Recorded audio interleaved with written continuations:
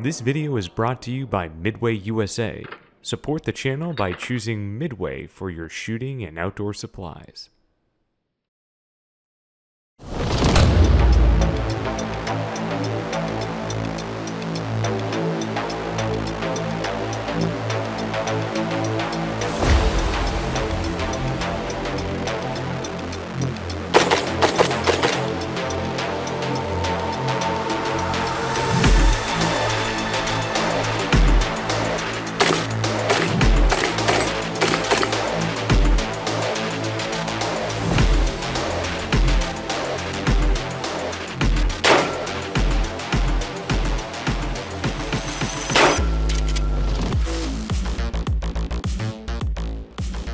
Welcome to 9-0 Reviews. Today we're back in the world of optics to share our experience with the Eotech Vudu 1-6, a 30mm first focal plane low power variable optic.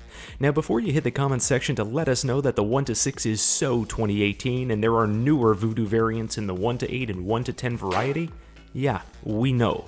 But Eotech still offers the 1-6 as part of its lineup, and frankly, in spite of what may be trendy, 1-6 LPVOs are still perfectly viable options for a huge number of users out there. Not to mention there's a ton of content of big name YouTubers and shooters running this particular optic, so we wanted to cover it. Speaking of YouTube, this is your friendly reminder to follow 9-Hole on Utreon and Rumble.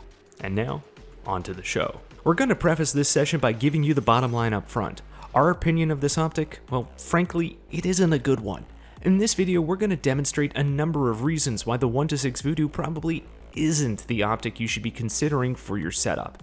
And if you're a Vudu owner who happens to love this optic, be sure to tell us in the comments below what we get wrong in our assessment. But buckle up because this is not going to be pretty. Now, we're going to be fair, of course, and so let's start with glass quality and clarity first. And honestly, in spite of the opinions floating around out there that the glass is quote-unquote not good, we really didn't notice or think that the glass wasn't on par for other optics in the $1,000 to $1,500 price range. Is it the best we've seen? No.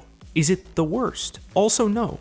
It seemed perfectly adequate. Now Eotech lists this as Japanese glass, and maybe we'd expect it to be slightly better than it is, knowing other Japanese glass that we've looked through, but in no way is this a deal breaker, and someone who hasn't handled a bunch of optics probably wouldn't even notice anything here. So that leads us to the other part of looking through the optic, and that's the reticle. In our opinion, this particular reticle seems to be a case of square peg round hole. Let us explain. The inclusion of Eotech's famous dot and donut was clearly a design feature that was at the front and center of this reticle's construction. And you know what? It works on low-end magnification fairly well for engaging close-range targets. I don't know that it's any faster than any number of other reticles that use stadia to draw the user's eye to the center aiming point or facilitate the bracketing of targets, but I also didn't feel slow using the Vudu inside 20 yards or so either. But as we push back to 50 or 100 yards, the donut was so large that it wasn't obvious and easy to use it to bracket, and the center dot was small enough that it wasn't fast at those distances. As a result, I found that cranking the magnification up to 2 to 3 power at those distances was important to maintain my ability to see the aiming point in reference to the target. Unfortunately, due to the design of the reticle in this magnification range, we're then dealing with this giant ring in our field of view before it disappears when we reach the top end magnification. This obviously isn't great.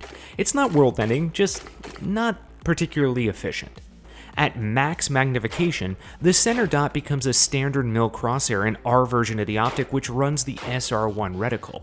Other variants, the SR2 and SR3, have a BDC for M118LR and 75 bowtail hollow point ammo respectively. The crosshair is rather basic, but it's functional.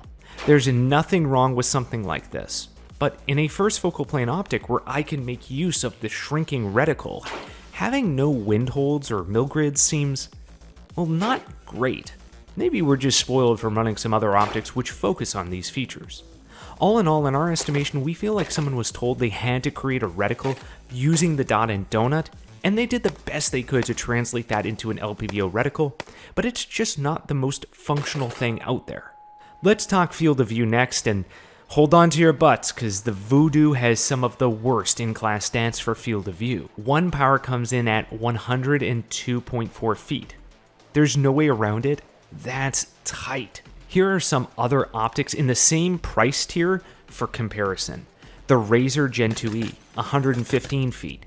The Acupoint, 117.5 feet. The Minimalist NX8 comes in at 106 feet. The Sig DVO, 124.8 feet. And the Kalas K16i is in at 127 feet. Now, does the Vudu recover field of view at max magnification? Afraid not.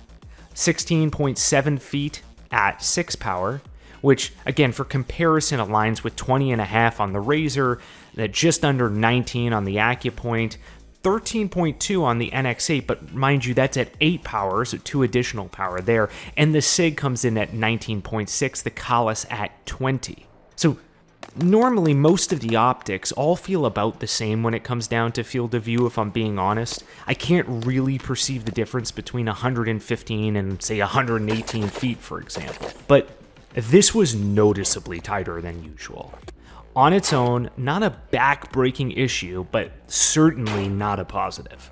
So with this tight field of view, do we have any advantage with how the optic handles in terms of the eye box or eye relief? Well, it certainly doesn't appear so. This is one of the tighter 1-power eye boxes we've seen, in line with something like the NX8. If you're off just a little bit, you will see shadow. This is simply not the case with most other LPVOs we've covered on the show. Up on max power, it's about in line with what I'd expect on a middle-of-the-road optic in terms of Eyebox performance, but that low end, ouch. Next, we'll look at Illumination, and fail again. The red in the reticle is barely daylight visible, never mind daylight bright. Nothing more to say here. New batteries, max power, basically the reticle looks brown, which is arguably harder to use. Now, I shoot most reticles dark anyway, so this isn't too important for me, but take note. In terms of activating the Illum, unlike most optics which have a twist cap, the Eotech uses a push button. I don't know that this matters, but it hasn't really seemed to help or hurt in any way from our perspective. Now onto the adjustment and controls component here.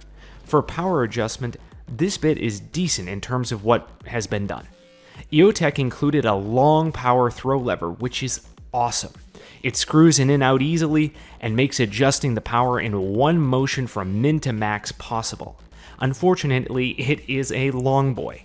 Unlike the Night Force screw-in levers, this one sticks way out and will jab you if you're running the rifle slung in certain configurations. And without it, well, the power ring is pretty stiff. It's certainly not one that you can easily adjust without a lever. Now, what about the turrets? They are uncapped, non-locking turrets. Why? Why? We don't see any value in offering neither a cap nor a lock. The adjustments are in 0.2 mils or 1/2 MOA, depending on the reticle choice. The clicks are fine. They're a touch on the mushy side, but nothing that doesn't work perfectly reasonably.